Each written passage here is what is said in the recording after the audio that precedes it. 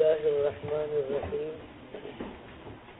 باب غزوۃ خیبر باب قائم کیا جا رہا ہے اور خیبر کے غزوے اور خیبر کے واقعے کو حضرت امام بخاری رحمۃ اللہ علیہ یہاں ذکر کرنا چاہتے ہیں۔ یہاں یہ بات ذہن میں رہے کہ حضرت نبی علیہ الصلاۃ والسلام کا صلح حدیبیہ والا واقعہ ذیقعد کے اندر پیش آیا تھا۔ ذیقعد کے مہینے میں نبی علیہ الصلاۃ والسلام عمرے کا احرام باندھ کر گئے۔ حدیبیہ کے مقام پر جا کر آپ کو روک دیا گیا اور آپ کو آگے جانے نہیں دیا گیا۔ پھر آپ کی صلح ہوئی۔ صلح کے جو نکات تھے وہ آپ کے سامنے ذکر ہوئے اور پھر نبی علیہ الصلاۃ والسلام واپس تشریف لے آئے۔ تو ذیقعد کے اندر صلح حدیبیہ کا واقعہ پیش آیا ہے۔ ایک مہینہ ذی الحج کا درمیان کے اندر گزرا ہے اور محرم کے اندر حضرت نبی علیہ الصلاۃ والسلام خیبر کی طرف رخ فرما رہے ہیں اور خیبر کی طرف تشریف لے جا رہے ہیں۔ تو گویا وہ بات جو پہلے عرض کی گئی تھی کہ حضرت نبی علیہ الصلاۃ والسلام کے ذہن میں اور آپ کے خیال میں یہ بات تھی کہ ہمارے اس وقت دو دشمن ہیں متعین، ایک یہودی ہیں جو ریشہ دوانیاں کر رہے ہیں، مخالفت کر رہے ہیں، اپنے پاس موجود مال و دولت کو مسلمانوں کو نقصان پہنچانے کے لیے استعمال کر رہے ہیں۔ بنو غطفان کے لوگوں کو ان خیبر کے یہودیوں نے اس بات کی پیشکش کی تھی کہ اگر تم نبی علیہ الصلاۃ والسلام پر آ کر حملہ کرو گے اور آپ کو نقصان پہنچاؤ گے تو خیبر کی آدھی کھجوریں ہم تمہیں دیا کریں گے۔ ظاہر ہے کہ یہ بات نبی علیہ الصلاۃ والسلام کے علم میں تھی کہ یہ یہودی کس طرح سے سازشیں کر رہے ہیں۔ آپ انہیں ایک بڑا دشمن سمجھتے تھے اور انہیں بڑا دشمن نبی علیہ الصلاۃ والسلام نے قرار دیا تھا۔ دوسرا دشمن مکہ کے رؤسا اور چودھری تھے، مشرک تھے۔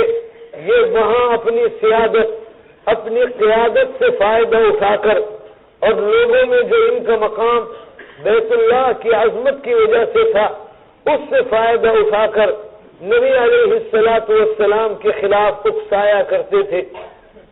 تو جب آپ صلح حدیبیہ کے موقع پر وہاں بیٹھے ہیں، صلح کی بات چل رہی ہے، تو آپ کے ذہن میں یہ تھا کہ ایک کو ہم معاہدے کے ذریعے سے پابند کر دیں کہ یہ دشمن اب اس معاہدے کی وجہ سے آئندہ 10 سال تک ہماری مخالفت نہ کر سکے، ہمارے خلاف محاذ آرائی نہ کر سکے، تو پھر اب ایک دشمن رہ جائے گا جس سے نمٹنا حضرت نبی علیہ الصلاۃ والسلام کے خیال میں اب مشکل نہیں تھا۔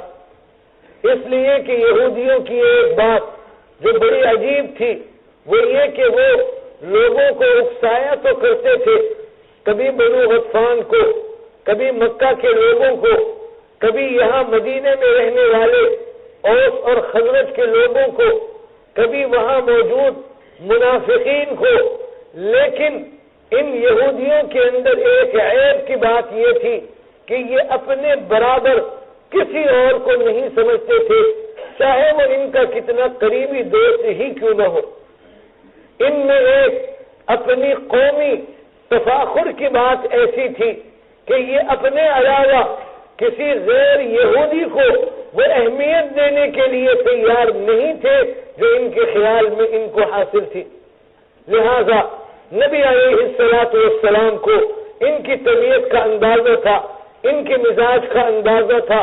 نبی علیہ الصلاۃ والسلام یہ بات خوب جانتے تھے کہ اگر ہم ان کو جا کر پکڑیں گے اور ان کا محاصرہ کریں گے اور ان سے ہمارے مقابلے کی نوعیت ہوگی تو ان کا اپنے آپ کو اعلیٰ سمجھنا اور بقیہ انسانوں کو کم درجے کا سمجھنا اس طرح سے ہے کہ عام عرب ان کی مدد کے لیے کبھی نہیں آئیں گے.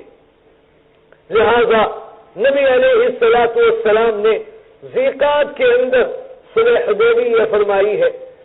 ذی الحج کا مہینہ حج کا مہینہ ہے، آپ نے اس کے اندر توقف کیا ہے، آپ نے اس کے اندر خاموشی اختیار کی ہے. اور پھر محرم کے اندر حضرت نبی علیہ الصلوۃ والسلام 1600 صحابہ کو ساتھ لے کر یہاں خیبر کی طرف آ رہے ہیں.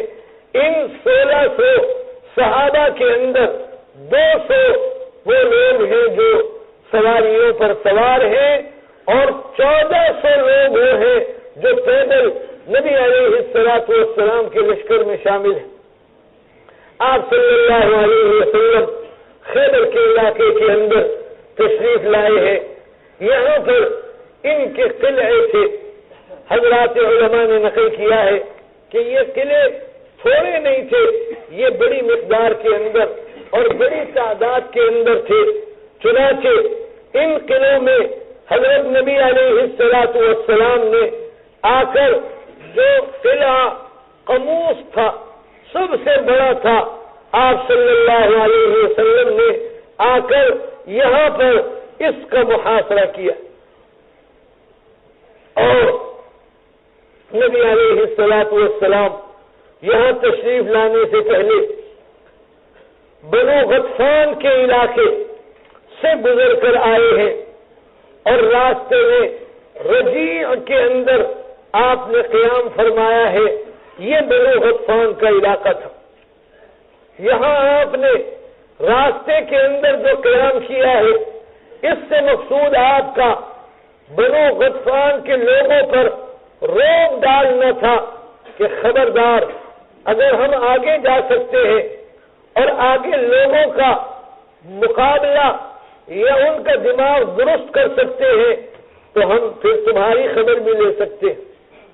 تو نبی علیہ الصلوۃ والسلام کا مقصد بنو غطفان کے لوگوں پر روک ڈالنا تھا کہ وہ یہودیوں کے لیے کہیں مدد کے واسطے نہ آئیں. چنانچہ آپ صلی اللہ علیہ وسلم نے رجیع کا راستہ اختیار کیا اور بنو غطفان کی مدد کے لیے آنے کا راستہ بند کر دیا اور آپ خیبر کے علاقے کے اندر پہنچے. یہاں قلعہ جو قموس کا تھا جس میں ان کا بڑا ایک سپہ سالار جس کا نام مرحب یا مرحب نقل کیا گیا ہے وہ وہاں رہا کرتا تھا.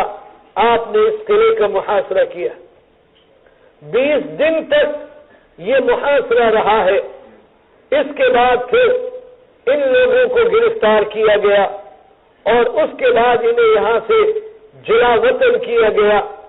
حضرت صفیہ رضی اللہ تعالی عنہا جو بعد میں آپ کے نکاح میں آئی ہے، یہ بھی اسی قلعہ قموس کے اندر گرفتار ہوئی تھی دیگر لوگوں کے ساتھ، اور پھر ان کو آپ نے آزاد کر کر ان کے ساتھ نکاح کیا تھا. ایک اور قلعہ ناعم یہاں پر تھا، اس کا بھی آپ نے محاصرہ کیا اور اس کو بھی آپ نے فتح فرمایا. اسی طریقے سے قلعہ سعد ابن معاذ بھی یہاں پر تھا اور خوراک کا بڑا ذخیرہ اس کے اندر جمع کیا گیا تھا. اس کا بھی آپ نے محاصرہ کیا اور اس سے یہ خوراک نبی علیہ الصلوۃ والسلام کو اور صحابہ کو ملی ہے. اسی طرح قلعہ قلہ بھی یہاں پر ایک چوتھا قلعہ تھا اور یہ پہاڑی کے اوپر تھا. 3 دن تک اس کا بھی محاصرہ رہا اور اس قلعے کے اندر پانی کے لیے باہر سے پانی آنے کا انتظام کیا گیا تھا. آپ نے وہ پانی ان کا بند کر دیا. لہذا 3 دن کے بعد انہوں نے ہاتھ اٹھائے اور نبی علیہ الصلوۃ والسلام کے سامنے آ کر انہوں نے اپنے آپ کو حوالے کیا. تو قلعہ قموس یہاں اس خیبر کے علاقے میں تھا، قلعہ ناعم یہاں پر تھا، قلعہ سعد ابن معاذ یہاں پر تھا اور قلعہ قلہ یہاں پر تھا. اس کے علاوہ 2 قلعے اور تھے جن کو وطیح اور سلالم کے نام سے یاد کیا گیا ہے، تو آپ صلی اللہ علیہ وسلم نے پہلے ان 4 قلعوں کو فتح فرمایا، پھر قلعہ وطیح کی طرف اور پھر قلعہ سلالم کی طرف آپ متوجہ ہوئے۔ 14 دن ان قلعوں کا آپ نے محاصرہ کیا اور اس کے بعد پھر یہ بھی آپ کے سامنے آ گئے اور ان لوگوں نے ہتھیار ڈال دیے۔ جب یہ یہودی پکڑے گئے اور ان کے ساتھ یہاں خیبر کے اندر نبی علیہ الصلوۃ والسلام نے ان کو اپنے قبضے میں لے لیا، تو اب یہاں پر بات تھی کہ ان کے لیے اب فیصلہ کیا ہوگا۔ تو 3 باتیں حضرت نبی علیہ الصلوۃ والسلام نے ان کے سامنے رکھی۔ ایک بات یہ تھی کہ خیبر کا علاقہ انہیں چھوڑ کر جانا ہوگا۔ دوسری بات یہ تھی کہ کوئی سونا چاندی اپنے ساتھ نہیں لے جا سکیں گے۔ تیسری بات یہ تھی کہ کوئی ہتھیار، کوئی سامان جنگ اپنے ساتھ نہیں لیں گے۔ چنانچہ اس پر نبی علیہ الصلوۃ والسلام نے ان سے ایک طرح سے بات کو طے کر دی، فیصلہ فرما دیا، اور یہ یہودی یہاں سے جانے کے لیے آمادہ ہو گئے۔ بعض حضرات نے نقل کیا ہے کہ یہ جو 2 قلعے بعد والے تھے، قلعہ وطیح اور قلعہ سلالم، یہاں کے لوگوں نے آپ کے ساتھ بدعہدی کی اور انہوں نے اپنے سامان میں سونے اور چاندی میں سے ایک بڑے تھیلے اور بوری کے اندر سونا اور چاندی جمع کیا اور ایک درخت کی جڑ کے اندر اسے چھپا دیا۔ ان کا خیال یہ تھا کہ نبی علیہ الصلوۃ والسلام کو پتہ نہیں چلے گا، لہذا جب آپ واپس مدینے چلے جائیں گے، ہم بعد میں آ کر درخت کی جڑ میں سے کھود کر اپنا مال نکال لیں گے۔ نبی علیہ الصلوۃ والسلام کو اللہ رب العزت نے اس کی اطلاع دی۔ آپ نے ان دونوں قلعوں کے لوگوں کو جمع کیا، قلعہ وطیح والوں کو، قلعہ سلالم والوں کو۔ ان سے آپ نے پوچھا کہ تم نے کوئی مال کہیں چھپایا ہے؟ ان کا نہیں۔ سارا سونا اور چاندی لا کر یہاں دے دیا ہے؟ انہوں نے کہا جی۔ آپ نے فرمایا ٹھیک۔ آپ نے ان کے آدمیوں کو لیا اور اس درخت کے پاس گئے، کہا اس کو کھولو۔ وہاں سے وہ مال نکلا۔ اس کے نتیجے میں آپ نے ان دونوں قلعوں کے لوگوں کو قتل کروا دیا، معاہدے کی اور بات کی خلاف ورزی کرنے کے نتیجے۔ چنانچہ اس کے بعد پھر حضرت نبی علیہ الصلوۃ والسلام کو اللہ نے خیبر کا پورا علاقہ عطا فرما دیا۔ اس غزوہ خیبر کے اندر جیسے عرض کیا جا رہا ہے کہ تقریباً 1600 صحابہ یہاں پر نبی علیہ الصلوۃ والسلام کے ساتھ آئے ہیں، اور یہ 200 سوار تھے، 1400 پیادہ اور پیدل آئے ہیں۔ ان میں اس غزوے کے دوران شہید ہونے والے صحابہ کی تعداد 14 یا 1 بڑھا کر 15 نقل کی گئی ہے، اور جو لوگ یہودیوں کی طرف سے مسلمانوں پر تیر اندازی کر رہے تھے قلعے میں بیٹھ کر، اور پھر مسلمانوں نے انہیں تیر اندازی سے مارا ہے، ان کی تعداد 39 یعنی 1 کم 40 نقل کی گئی ہے۔ حضرت نبی علیہ الصلوۃ والسلام یہاں خیبر کے اس علاقے کے اندر تھے، تو قریب کے اندر فدق کی ایک بستی تھی، وہاں بھی یہودی آباد تھے، اور وہاں پر بھی ان کا کھیتی باڑی کا سلسلہ تھا۔ چنانچہ خیبر کے واقعے کے بعد نبی علیہ الصلوۃ والسلام کے پاس انہوں نے پیغام بھیجا کہ حضرت ہم آپ سے صلح کرنا چاہتے ہیں۔ ان کو اندیشہ ہوا یہ نہ ہو کہ نبی علیہ الصلوۃ والسلام اب واپسی میں ہمارے پاس آ جائے۔ نبی علیہ الصلوۃ والسلام نے ان سے کہا کہ 2 باتیں ہوں گی، ایک یہ کہ جتنی فدق کی آمدنی ہے اس سے آدھی تم ہمیں دو گے، اور دوسری بات یہ ہے کہ ہمارا اختیار ہوگا، جب ہم چاہیں گے تمہیں یہاں سے جلا وطن کرنا ہم جلا وطن کریں گے، اس کے لیے کسی سبب یا کسی وجہ کے انتظار کرنے کی ہمیں ضرورت نہیں ہوگی۔ فدق والے نے دونوں باتیں مان لی۔ نبی علیہ الصلوۃ والسلام نے اس طرح سے فدق کو بھی گویا فتح فرما لیا اور وہ آپ کے دسترس کے اندر آ گیا۔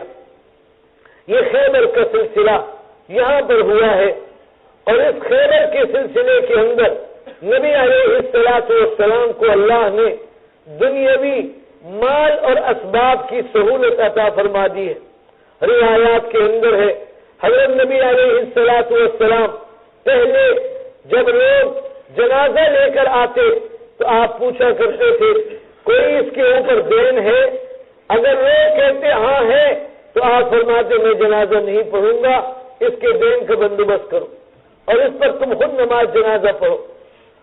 اور جب نبی علیہ الصلوۃ والسلام کے زمانے میں یہ خیبر کا علاقہ فتح ہوا تو اس کے بعد آپ نے اعلان فرما دیا تھا کہ اگر کسی کے اوپر دین ہے اور اس کی اولاد موجود ہے اور اس کے پاس کوئی دین ادا کرنے کے لیے پیسہ نہیں ہے، فرمایا کرے لینے والے میرے پاس آئے، میں اس کی طرف سے قرض ادا کروں گا۔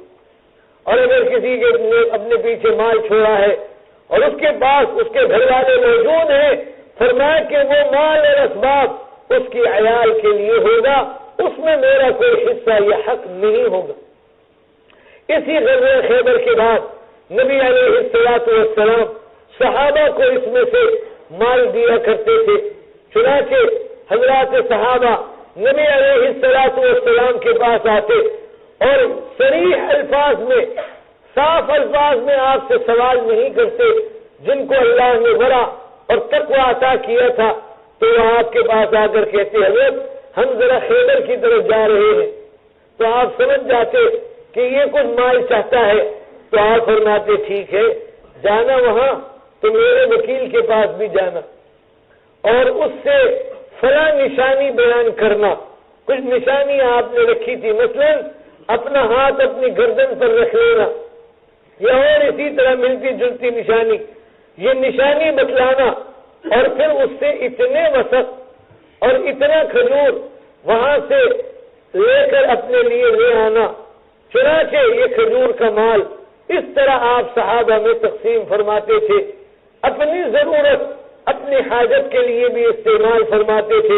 ام المومنین حضرت عائشہ رضی اللہ تعالی عنہا فرماتی ہے کہ کبھی ہم نے پیٹ بھر کر کھانا نہیں کھایا، یہاں تک کہ اللہ نے خیبر کے علاقے کو فتح فرما دیا اور اس کے بعد پھر ہمیں پیٹ بھر کر کھانا نصیب ہو گیا۔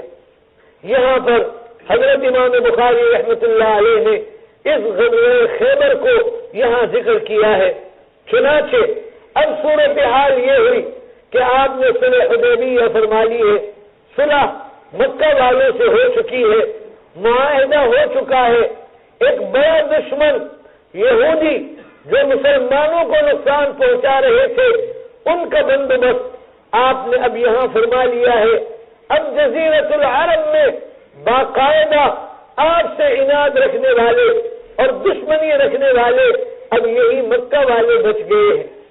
چنانچہ نبی علیہ الصلوۃ والسلام اب وقت گزارتے رہے، انتظار فرماتے رہے، دیکھتے رہے کون سا وہ دن آئے گا جب مکہ والے عہد کی خلاف ورزی کریں گے، معاہدے کی مخالفت کریں گے، اور آپ نے یہ طے کر لیا تھا کہ جہاں ذرہ برابر بھی مکہ والوں نے معاہدے کی خلاف ورزی کی، ہم فوراً لشکر لے کر جا کر مکہ کے اوپر حملہ کر دیں گے اور مکہ کو اپنی حکومت کے اندر اور اپنے تسلط کے اندر شامل کر لیں گے۔ چنانچہ پھر اسی طرح سے ہوا اور یہ واقعہ آپ کے سامنے آگے آئے گا۔ حضرت امام بخاری رحمۃ اللہ علیہ اس کو مستقل طور پر ذکر فرما رہے ہیں۔ یہاں پر غزوہ خیبر کا ذکر ہو رہا ہے اور اس غزوہ خیبر کے اندر مختلف روایات حضرت امام بخاری رحمۃ اللہ علیہ نے یہاں پر نقل کی ہے۔ چنانچہ پہلی روایت آ رہی ہے جس کے اندر سوید ابن نعمان روایت کو نقل کر رہے ہیں کہ یہ نبی علیہ الصلوۃ والسلام کے ساتھ خیبر والے غزوے کے موقع پر آپ کے ساتھ تھے. فرما رہے ہیں جب ہم صحبہ مقام پر تھے جو خیبر ہی کا ایک حصہ ہے نچلے حصے کا، تو عصر کی نماز وہاں پر آپ صلی اللہ علیہ وسلم نے ادا فرمائی اور فرمایا کہ جس کے پاس جو زاد راہ ہے، جو توشہ ہے، اسے لے کر آؤ. فلم یؤت الا بالسمیق. چنانچہ جن لوگوں نے بھی توشہ اپنا پیش کیا وہ سمیق یعنی ستو تھا. چنانچہ آپ صلی اللہ علیہ وسلم نے حکم دیا فسریا، اس کو سرید بنا دیا گیا. سمیق کا اور ستو کا سرید بنانا یہ کس طرح سے ہوتا ہے؟ حضرات علماء نے فرمایا اس کی دو شکلیں تھی. یا تو محض پانی ملا دیا جاتا تھا اور جیسے گندھا ہوا آٹا ہوتا ہے اس شکل میں یہ ہو جاتا تھا اور اسے پھر لوگ تناول کیا کرتے تھے. اور یا دودھ اس کے اندر ملایا جاتا اور دودھ کے ذریعے سے اس کو اس طریقے سے شرید بنا لیا جاتا. اور پھر بعض دفعہ ستو، دودھ اور کھجوروں کے ٹکڑے ملا کر اس کا شرید بنایا جاتا اور یوں اس طریقے سے اسے پھر وہاں تناول کیا جاتا تھا. چنانچہ اسی طریقے سے پھر ہوا اور حضرت نبی علیہ الصلوۃ والسلام نے اسے تناول فرمایا. فأكل وأكلنا ثم قام إلى المغرب فمضمض ومضمضنا ثم صلى ولم يتوضأ. یہ جو ما مست النار والا مسئلہ ہے اس کا یہاں ذکر تذکرہ ہو رہا ہے. ما مست النار کے اندر سمیق بھی شامل ہے، اس لیے کہ اگر یہ سمیق جو سے ہے، گندم سے ہے، مکئی سے ہے تو اس کو پہلے آگ پر بھونا جاتا ہے اور پھر اس کو پیسا جاتا ہے، تو گویا یہ ما مست النار کے اندر داخل ہے. اور یہاں آپ صلی اللہ علیہ وسلم اس کو تناول فرمانے کے بعد پھر وضو نہیں کر رہے ہیں، تو گویا اس سلسلے کے اندر جو لوگ جن میں احناف بھی شامل ہیں ما مست النار کے لیے وضو کے قائل نہیں ہیں، ان کی گویا اس سے تائید ہو رہی ہے. امام بخاری رحمۃ اللہ علیہ کا مقصود انہ خرج مع النبی صلی اللہ علیہ وسلم عام خیبر والے الفاظ ہیں جو اس باب کے ترجمے کو ثابت کر رہے ہیں اور حضرت امام بخاری رحمۃ اللہ علیہ کے مقصود پر دلالت کر رہے ہیں. اس کے بعد اگلی روایت ہے سلمہ ابن اکوا سے روایت کو نقل کیا جا رہا ہے اور کہا جا رہا ہے خرجنا مع النبی صلی اللہ علیہ وسلم الى خیبر فصلنا لیلا فقال رجل من القوم لعامر یا عامر الا تسمعنا منه النهاتك. اے عامر ذرا اپنی سریلی آواز تو ذرا سناؤ اور اپنے کچھ اشعار تو ترنم سے پڑھ کر بتلاؤ. فرمایا یہ خیبر کے اس موقع پر جب رات کو ہم جا رہے تھے تو حضرت عامر سے یہ کہا گیا اور فرمایا کان عامر رجلا شاعرا، یہ عامر شاعر آدمی تھے. چنانچہ فنزل یحدو بالقوم، انہوں نے اشعار پڑھنے شروع کیے اور اس میں ترنم اور گنگنانا بھی تھا. تو نبی علیہ الصلوۃ والسلام نے اسے سنا ہے. عامر کے الفاظ ہیں اللہم لولا انت مہتدینا ولا تصدقنا ولا صلینا فاغفر فدا لك ما ابقينا وثبت الاقدام ان لاقينا والقيا سكينة علينا انا اذا صيح بنا ابينا وبالصياح عبدوا علينا. یہ الفاظ یہاں پر ان شاعر عامر نے رضی اللہ عنہ پڑھے ہیں اور صحابہ ان سے لطف اٹھا رہے ہیں. تو فقال رسول اللہ صلی اللہ علیہ وسلم من هذا السائق، آپ نے پوچھا کون ہے جو اتنے مزے کے ساتھ یہ اشعار پڑھ رہا ہے؟ لوگوں نے کہا یہ عامر ابن اکوا ہے. آپ نے فرمایا یرحمہ اللہ، یرحمہ اللہ. یہ الفاظ اس وقت کہے جاتے تھے اس کے لیے جس کا قریب میں انتقال ہونے والا ہو. تو صحابہ تعجب کرنے لگے. کسی آدمی نے کہا وجبت یا نبی اللہ، حضرت کیا جنت یہ شہادت اس کے لیے واجب ہو گئی ہے آپ کے فرمانے کی وجہ سے؟ لولا انتنا دنا، حضرت کچھ دن اور اگر آپ اس کو زندہ رہنے کی مہلت دے دیتے اور یوں اس طریقے سے اس سے فائدہ ہم حاصل کرنے والے ہوتے تو یہ زیادہ بہتر نہ ہوتا. تو فرمایا کہ آپ نے کچھ نہیں کہا، یہاں تک کہ ہم خیبر میں آئے اور پھر ہم نے یہودیوں کا محاصرہ کیا، اور پھر یہاں پر اس محاصرے کے دوران صحابہ ان پر بہت زیادہ بھوک کا غلبہ ہوا، اس لیے کہ صحابہ کے پاس کھانے پینے کی اتنی چیزیں نہیں تھی.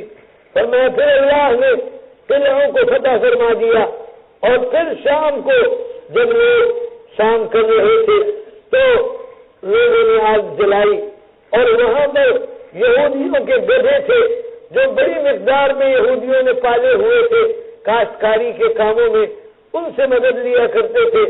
صحابہ نے ان گدھوں میں سے گھاس کو لے کر ذبح کیا، ان کا گوشت اپنی ہانڈیوں میں ڈال کر پکانے لگے. آپ نے آگ جلتی ہوئی دیکھی. فرمایا ما هذه النيران على اي شيء يوقدون، کیا آگ جلا رہے ہیں، کیوں یہ آگ جلائی گئی ہے؟ تو صحابہ نے کہا علی لحم، حضرت گوشت پکا رہے ہیں. آپ نے فرمایا علی ای لحم، کون سا گوشت ہے؟ یہاں تو کوئی گوشت والی بات ابھی نہیں ہے. انہوں نے کہا حضرت یہ حمر انسیہ کا گوشت ہے. تو نبی علیہ الصلوۃ والسلام نے فرمایا اریقوہا وکسروہا، ہانڈیوں کو توڑ دو اور گوشت کو گرا دو، پھینک دو. چنانچہ حضرات صحابہ نے آپ سے عرض کیا ہے حضرت کیا گوشت کو گرا کر ان ہانڈیوں کو دھو دیا جائے، یہ کافی ہوگا؟ اس لیے کہ اگر ہانڈیوں کو توڑ دیں جو مٹی کے برتن ہیں، ہمارے لیے دوبارہ ان برتنوں کو حاصل کرنا مشکل ہوگا. تو آپ صلی اللہ علیہ وسلم نے اوزاق کہہ کر اس کے اندر گنجائش بیان فرما دی. آگے ذکر ہو رہا ہے جب یہودیوں کے ساتھ بعض موقعوں پر مقابلے کی شکلیں بنی اور وہاں پر عامر بھی مقابلے کے اندر تھے، تو عامر کا حال یہ تھا کہ ان کا قد تھوڑا تھا اور تلوار ان کی بڑی تھی. چنانچہ انہوں نے اپنی تلوار کے ذریعے سے ایک یہودی کی ساکھ پر حملہ کرنے کا ارادہ کیا اور تلوار اسے ماری، لیکن وہ تلوار گھوم کر آ کر ان کو لگی اور اس کا ایک کونا انہیں لگا اور اس کے نتیجے میں ان کا انتقال ہو گیا. تو اس کا ذکر یہاں پر آ رہا ہے. فرمایا بعض لوگوں نے حضرت عامر کے بارے میں کہا انہوں نے اپنی تلوار سے اپنے آپ کو خود مار دیا ہے، لہذا یہ خودکشی ہے اور ان کا عمل حق تو ہو جائے گا. تو نبی علیہ الصلوۃ والسلام سے جب یہ ذکر کیا گیا آپ نے فرمایا جو یہ کہہ رہا ہے وہ غلط کہہ رہا ہے. ان لہو لاجرین، فرمایا اس کو تو 2 اجر اللہ عطا فرمائیں گے. ایک یہ کہ اس نے اللہ کے راستے میں جہاد کو اختیار کیا، اور ایک یہ کہ یہ نبی علیہ الصلوۃ والسلام کی اطاعت اور اتباع کر کر مدینے سے نکل کر یہاں تک آیا ہے، اسے دگنا اجر دیا جائے گا. اور حضرت نبی علیہ الصلوۃ والسلام نے فرمایا کہ انہ لجاہد مجاہد، یہ آدمی خوب محنت سے جہاد کرنے والا تھا. اور فرمایا قل عربی مشابہا مثلہ، یا قل عربی مشابہا مثلہ، فرمایا بہت کم کوئی عربی ایسا ہے جو اس کے مشابہ ہو، یا بہت کم عربی کوئی ایسا ہے جو اس کی طرح چلا ہو اور جو اس کی طرح رہا ہو. فرمایا یہ قابل تعریف انسانوں میں سے ہے. تو حضرت عامر کا ذکر یہاں ہو رہا ہے.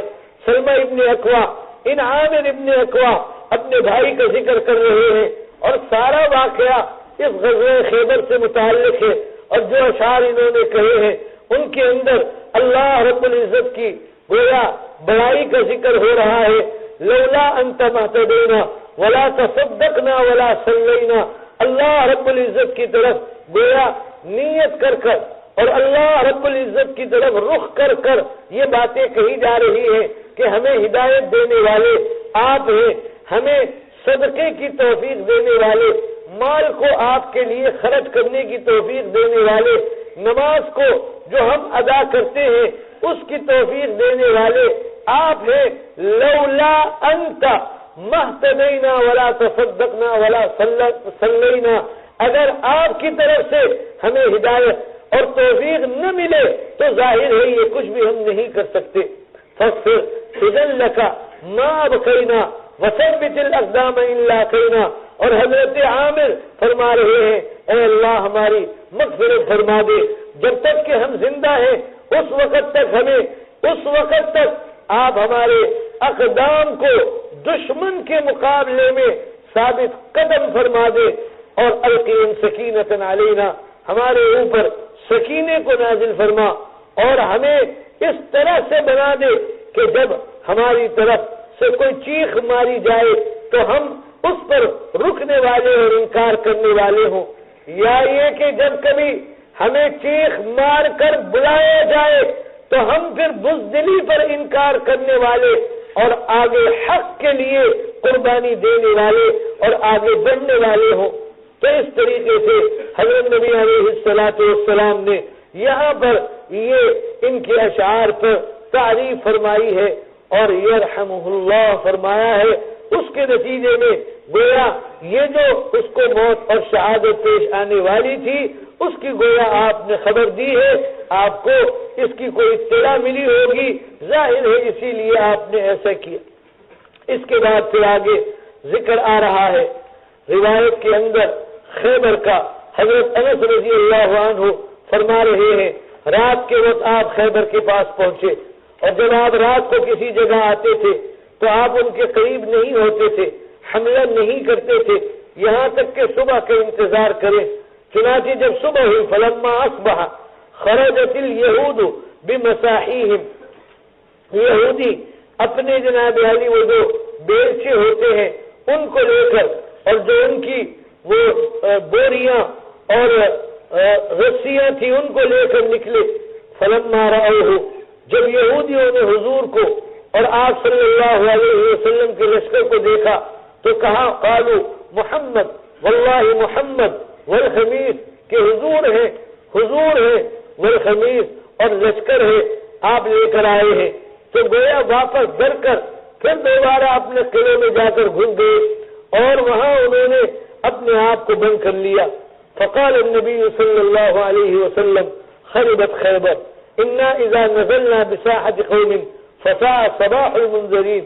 آپ صلی اللہ علیہ وسلم نے فرمایا یہ خیبر کا علاقہ اب یہ ویران ہوگا، مطلب ان کے ذریعے جیسے آباد تھا اب یہ آباد ان کے ذریعے سے نہیں ہوگا. اور فرمایا جب ہم کسی علاقے کے اندر اترتے ہیں تو ان لوگوں کے لیے پھر وہ صبح بری ہو جاتی ہے، یعنی ان کے لیے پھر اب وہاں پر عافیت اور خیر کی بات اب نہیں رہے گی.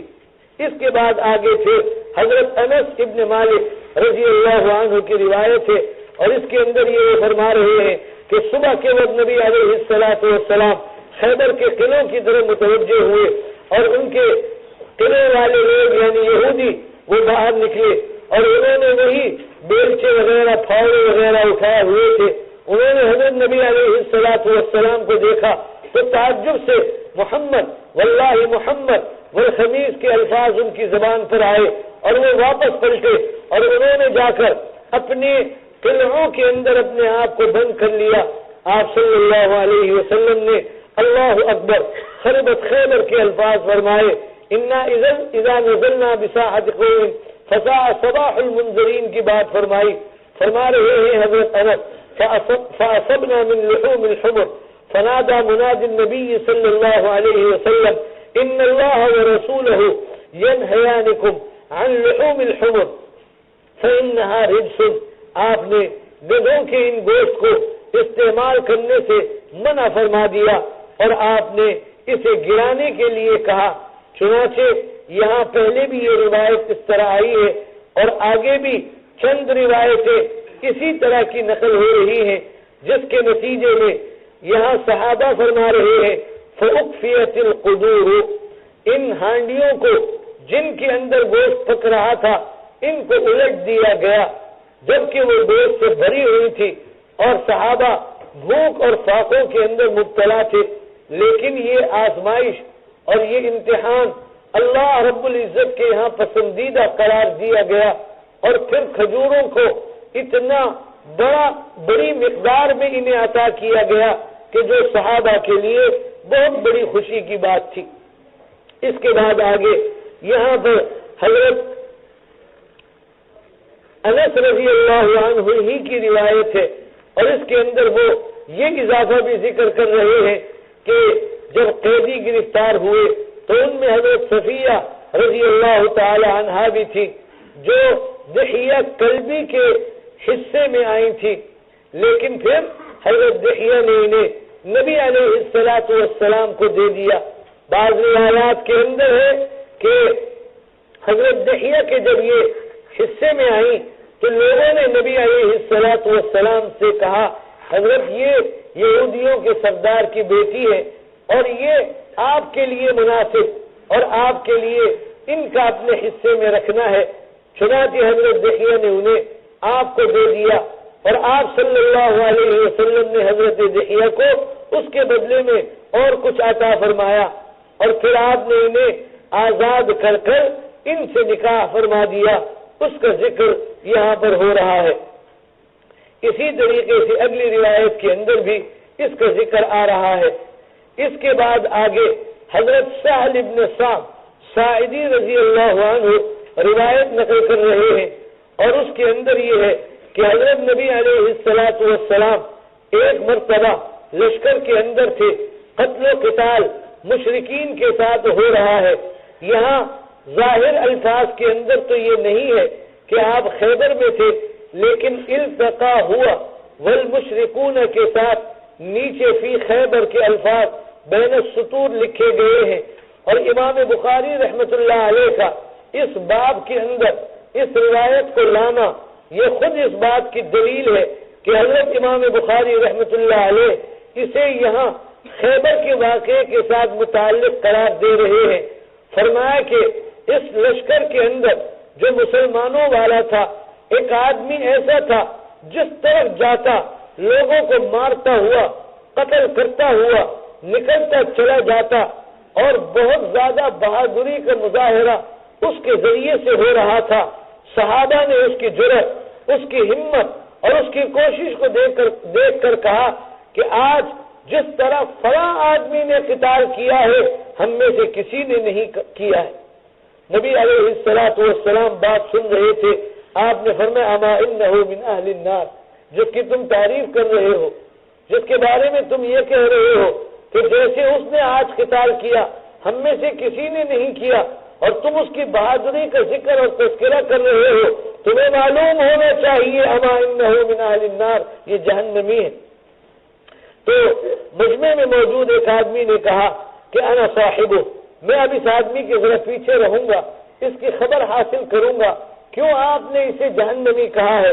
چنانچہ وہ کہتا ہے کہ میں اس کے ساتھ نکلا، فخرج معه كلما وقف معه واذا اسرع معه، چنانچہ اب یہ لشکر میں اس آدمی کے ساتھ رہنے لگا، وہ کہیں آگے جاتا یہ آگے جاتا، وہ کہیں ٹھہرتا یہ ٹھہرتا، وہ کہیں تیزی کرتا یہ تیزی کرتا، چنانچہ اس کے اوپر نگاہ رکھنے کے لیے اس کے ساتھ ساتھ رہا، یہاں تک کہ یہ آدمی قتل و قتال کرتے کرتے خود زخمی ہو گیا، اور اس نے تلوار کو زمین پر کھڑا کیا کہ ہاتھ کے دستے والی جگہ زمین پر رکھی اور نوک والی جگہ اوپر رکھی، اور اپنے آپ کو اس کے اوپر گرا دیا، اس طریقے سے کہ تلوار کا کنارہ اس کے سینے سے گزرا اور گھسا اور پشت سے نکل گیا، اور یوں اس طریقے سے وہ اپنے آپ کو ہلاک کرنے کا سبب بنا۔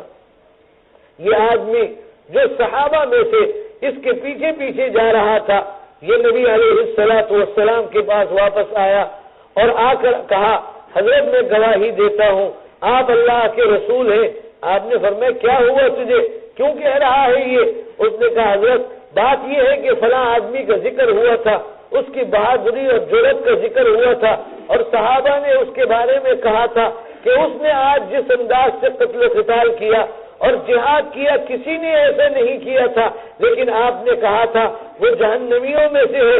یہ بات صحابہ کو بڑی عجیب لگی اور بہت بڑی لگی، چنانچہ میں نے صحابہ سے کہا میں پیچھے جاؤں گا، معلوم کروں گا، پھر آ کر تمہیں بتلاؤں گا، اور پھر یہ معاملہ اس طرح سے پیش آیا۔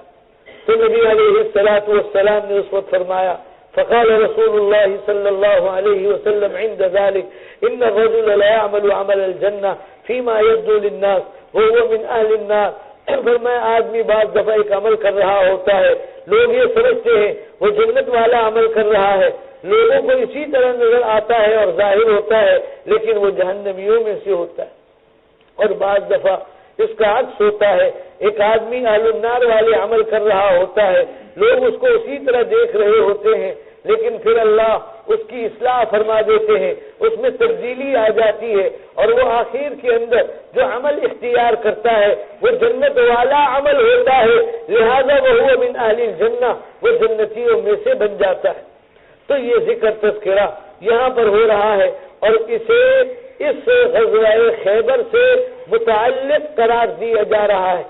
اس کے بعد پھر آگے روایت آ رہی ہے، حضرت ابو ہریرہ رضی اللہ عنہ یہاں پر روایت نقل کر رہے ہیں، اور یہ وہی پہلے والے قصے کو جسے یہاں پر ابھی روایت کے اندر سہل بن سعد سعدی نے نقل کیا ہے، اسی طریقے سے حضرت ابو ہریرہ یہاں روایت کے اندر اسی قصے کو نقل کر رہے ہیں. الفاظ کا آغاز روایت کے شہیدنا خیبر کے ساتھ ہو رہا ہے کہ خیبر کی لڑائی میں ہم شامل ہوئے. فقال رسول اللہ صلی اللہ علیہ وسلم لرجل ممن معه يدعي الاسلام هذا من اهل النار. آپ نے ایک آدمی کے بارے میں جو صحابہ کے لشکر میں سے تھا اور اسلام کا دعوے دار تھا، آپ نے فرمایا یہ جہنمیوں میں سے ہے. فرمایا جب قتال شروع ہوا اس آدمی نے قتال کیا، خوب کس کر قتال کرنا، یہاں حتی کثرت بل جراحہ، بہت زیادہ زخمی اس کو لگے. فقاد بعض الناس یرتاب، بعض لوگ شک کرنے لگے. فوجد الرجل الم مل جراحہ، اس آدمی نے اپنی تکلیف کا درد جب بہت زیادہ محسوس کیا، فاہوا بیدہ الی کنانتہ، اس نے اپنے ہاتھ کو اپنے ترکش کی طرف کیا. فاستخرج منها اسہما فنحر بها نفسہ، اور پھر وہاں سے اس نے کچھ تیر نکالے ہیں، اور ان تیروں کا جو آگے کا حصہ پھل والا ہوتا ہے، جو نوکیلا ہوتا ہے اور جو تیز ہوتا ہے، اس کے ذریعے اپنے آپ کو نحر کر دیا، یعنی ذبح کر دیا، گلے میں سوراخ کر کر اپنے آپ کو مار دیا. چنانچہ یہ بات اس نے جب کی تو نبی علیہ السلام کے پاس بعض لوگ آئے، انہوں نے آپ سے کہا حضرت آپ کی بات اللہ نے پوری فرما دی، فلاں آدمی نے اپنے آپ کو اس طرح سے قتل کر دیا. تو نبی علیہ السلام نے فرمایا اعلان فرماؤ، لوگوں کو بتلا دو کہ جنت کے اندر سوائے مومن کے کوئی اور نہیں جائے گا، اور ان اللہ یؤید الدین بالرجل الفاجر، کبھی کبھی اللہ رب العزت اپنی دین کی مدد کا معاملہ، تائید کا معاملہ کسی رجل فاجر کے ذریعے سے بھی فرما دیتے ہیں. تو یہاں پر یہ قصہ نقل ہو رہا ہے، پہلے میں تلوار کے ذریعے اپنے آپ کو ہلاک کرنے کا ذکر ہے، یہاں پر تیر کے ذریعے سے ہلاک کرنے کا ذکر ہے. اگر دو لوگ ہوں تو بھی کوئی حرج کی بات نہیں ہے، واقعات میں تعدد ہو سکتا ہے. اور تلوار کے ساتھ اس نے اپنے آپ کو ہلاک کیا اور تیر کے ذریعے سے بھی اس نے اپنے آپ کو ہلاک کرنے کی کوشش کی ہو تو اس میں بھی کوئی تضاد کی بات نہیں ہے. حضرت ابو ہریرہ رضی اللہ عنہ کی اس کے بعد پھر آگے روایت آ رہی ہے، اور اس کے اندر پھر یہی قصہ نقل کیا جا رہا ہے. اس کے بعد آگے پھر حضرت ابو موسیٰ اشعری رضی اللہ عنہ روایت کو نقل کر رہے ہیں، اور اس کے اندر حضرت ابو موسیٰ اشعری رضی اللہ عنہ فرما رہے ہیں لما غزا رسول اللہ صلی اللہ علیہ وسلم خیبر، اور قال لما توجہ رسول اللہ صلی اللہ علیہ وسلم اشرف الناس على واد فرفعوا اصواتهم بالتکبیر اللہ اکبر اللہ اکبر لا الہ الا اللہ. فرمایا جب لوگ خیبر کی طرف جا رہے تھے اور وادی سے گزر رہے تھے تو انہوں نے اپنی آواز کو، اپنے الفاظ کو بلند انداز میں اور آواز سے کہنا شروع کر دیا. تو آپ صلی اللہ علیہ وسلم نے فرمایا اربعوا علی انفسکم انکم لا تدعون اصم ولا غائبا انکم تدعون سمیعا قریبا وهو معکم.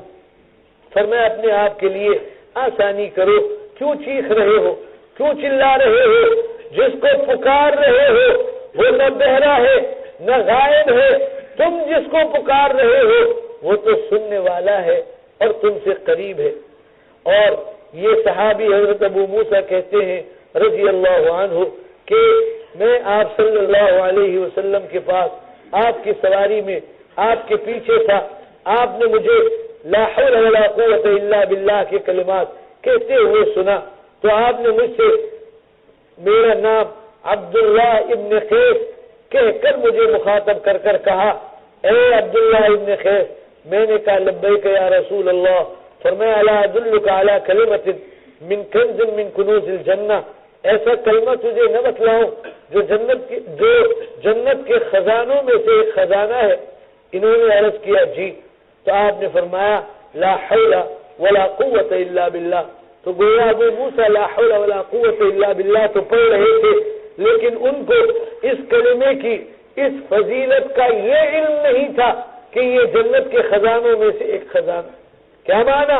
جو اس کو کہے گا اسے اللہ جنت کے خزانے عطا فرمائیں گے، جو یہ کہے گا اسے اللہ جنت عطا فرمائیں گے، جو یہ کہے گا اللہ اسے آخرت کی ابدی کامیابی اور ہمیشہ کی کامیابی عطا فرمائیں گے، اس لیے کہ جنت میں جانا کامیابی کے نتیجے میں ہے، جنت میں جانا اللہ کی رضا اور خوشنودی کی شکل کے اندر ہے، اور جنت کے خزانے کا ملنا جنت میں جانے کے بعد ہے۔ تو گویا یہ ساری چیزیں اس کے بعد یہاں شامل اور یہاں پر داخل ہوں گی، ان کا ذکر اور تذکرہ یہاں پر روایت کے اندر ہو رہا ہے۔